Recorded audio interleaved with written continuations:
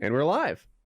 Did you see that Louis C.K.'s new set that sort of leaked? And what I mean by that is someone was like recording him at like at the club he was performing at.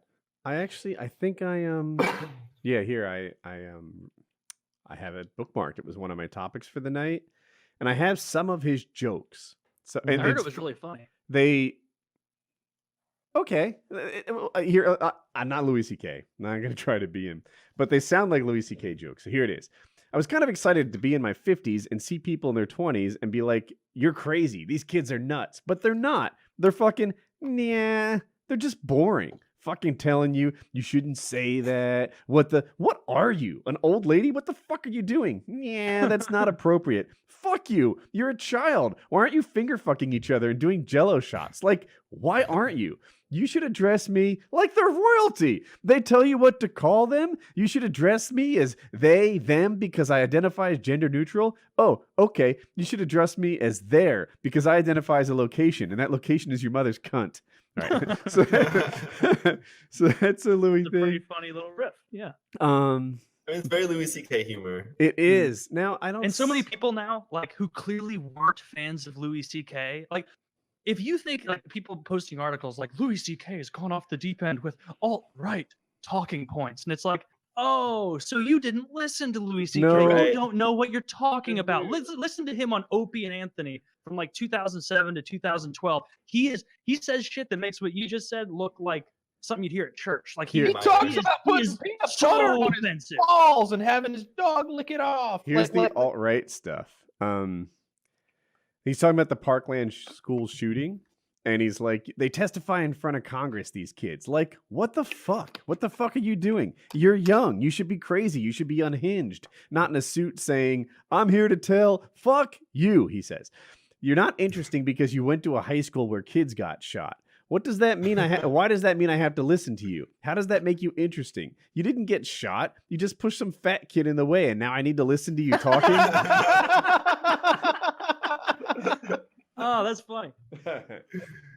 It's funny. These are good jokes. And that's not alt-right by any stretch. These are jokes he's been making for his entire career. It's just all these assholes now that once he got big, they expected him to just do, I guess, the kind of comedy that he hadn't been doing his whole career and like do stuff he likes. Yeah, right. It's like he's been wildly offensive his whole career. So I don't know. When I see these articles written about it, it's very indicative that people writing them have no idea his style. It's the emotional bank account thing, right? He's been, to me, especially the second batch with the them, kids should be finger fucking each other. That is what Louis C.K. has been doing since I first heard about Louis C.K. The Parkland thing is a little more pointed at individuals than like a group than I'm used to him doing. We all agree, though. Do you remember his bit on Opie and Anthony talking to Patrice O'Neal, the now dead, God rest him, black comedian? They're talking about racial slurs because Louis had revealed he's part Mexican. And Louis goes, he didn't say N-word. He said the word, but he goes, hey, you know how they invented the N-word? And Patrice is like, nah. And he's like, some black guy was acting like an N-word. And that was hit. That's Louis C.K. from like 2007. But he wasn't big, and so nobody goes to those clips. He has because I've listened to so much Opie and Anthony with him because he was he had more hair. Like I've listened to so much O&A, those old clips. Like seeing these jokes get offended, it's like, oh my god, you have no idea the stuff he said that you would hate. It's the emotional bank account, right? At this point, if he doesn't go up there with a Seinfeld routine, then people are going to be mad at him. They might be mad at him for that, just for daring to try to come back. That side of the world and that like group of people are going to be mad at him no matter what, because like they've already written him off no matter what he does or says or how he acts. Like they've written him off in their head. Mm-hmm. So, their mind's made up. I hope he made jokes about. I haven't listened to this set. I basically heard what you just read off there, Woody. That and maybe one other joke. How did I do? Did I deliver it well? You did pretty good. I did my best. I give it 3 stars out of 4. But I wonder if there's any jokes in there about the masturbation stuff. I hope there is. Like I hope you get. I want him to come out and be like, I noticed the front rows all got that Gallagher cellophane over them. You're afraid I'm going to blow a load all over you as my opening act. First 3 rows may get wet.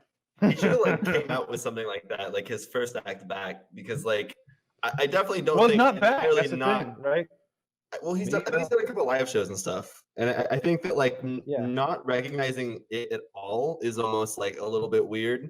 Like I think that as a comedian, like he should at least try to make some kind of like joke of light of the situation, like, and I think that it would diffuse a lot of that hate a lot quicker.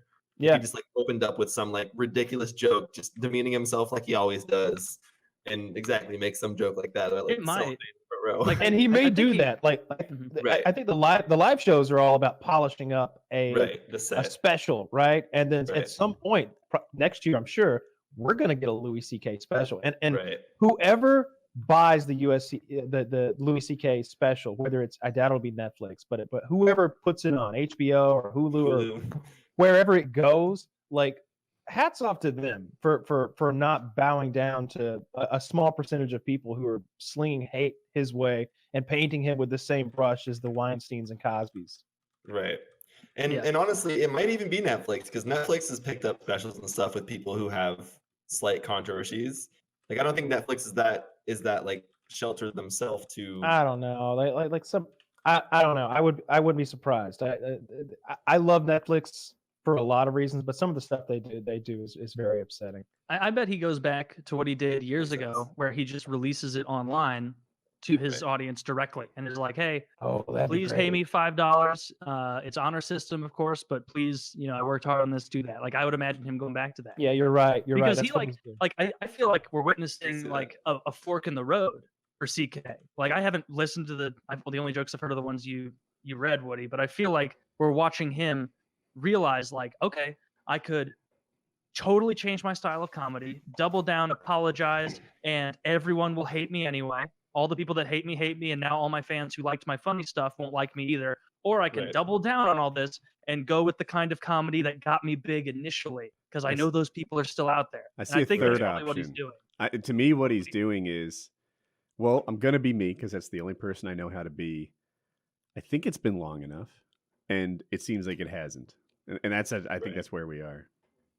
Well, I don't think there's ever, I don't, especially in this day and age, think there's ever going to be a time that's like, right. I think they're just going to continue this on and drag this out as long as possible. Shucks, has anyone else come back and we said Mel Gibson. 10 years. Alec Baldwin come back a couple of times. Yeah, Mel Gibson had a shitty voicemail and like acted like a drunk maniac. Don't forget about the when he got pulled over by the police officer and he made the sexist and anti-Semitic remarks. Yeah, you're not giving Mel Gibson enough credit, Taylor. See, that was what actually did it. No one cared that he called his wife a cunt and said that he hoped she got raped by a gang of N-words. They hated him. They did care about that. Believe it or not, many people gave it a thumbs down. A few people were mixed reviews on that one. The married ones were okay with it. We get it. but there was a certain group of people who really did not like the anti-Semitic things that he said. The black people.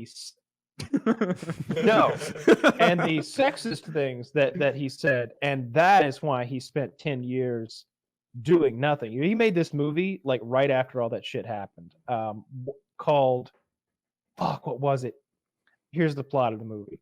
He's got a beaver puppet on his hand, and he plays a man who's had like a mental breakdown, and he's communicating through the beaver puppet, and it was called like My Beaver or something ridiculous like that.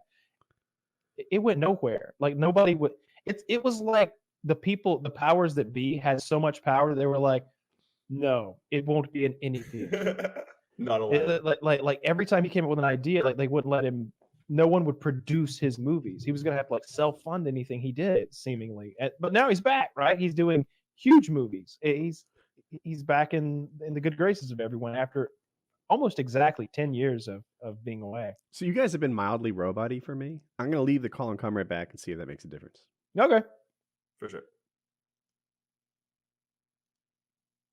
Shit. Okay. We'll see if that helps. Yeah, I feel like the turnaround time though, like, is getting longer and longer and longer. And that's especially seen by going back to like people getting 10-year tweets or like tweets they tweeted in fucking 2007 like brought back up. Like, I feel like the time is getting longer and longer as the time of you saying stuff is like being brought back further. It should be based on the offense, right? If in 2007 you violently raped someone, I'm still holding you responsible for that. Right. Right. 100%. If in 2007 Character. you made an off-color joke, then maybe let that go. Right. Yeah. Especially because honestly, the reason that most like celebrities or people in like public media or anything, like we all have a scope of what we say and like how it reaches people. But if you're just, some random person like tweeting to your 12 friends, like you might literally just be making some inside joke to the 12 people that are seeing your tweets, like not even really meaning what you're saying. And I'm sure if I went back and found something from me being a fucking 13-year-old on Twitter, because I had access to Twitter as a 13-year-old, which is ridiculous.